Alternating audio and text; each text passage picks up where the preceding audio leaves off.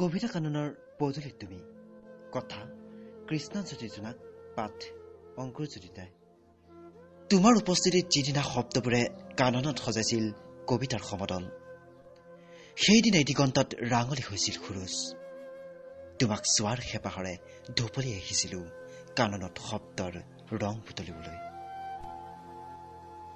ৰদে পদপথত জুই ছটিয়াইছিল তেতিয়া, ভৰিত কাঁয়েতে পিন্ধিছিল।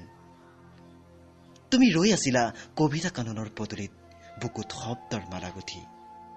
তোমাক দেখি ৰৈ গৈছিলো মই।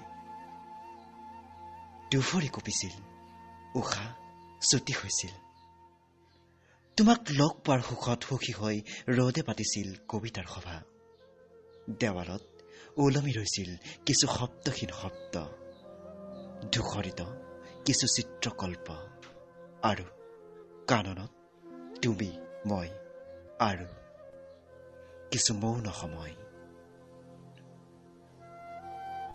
বুকুত আজিও সজীৱ হৈ আছে তুমি তুমি লগা কবিতা কাননৰ সেই আবেলিটো। তোমাৰ সান্নিধ্যত জীপাল হৈ পৰা প্ৰতিজোপা সাজ নাহানাই আজিও কয় মোক তোমাৰে কথা। পুনশ্চ তোমাক লগ পোৱাৰ সুখত সুখী হৈ ৰম আজীৱন।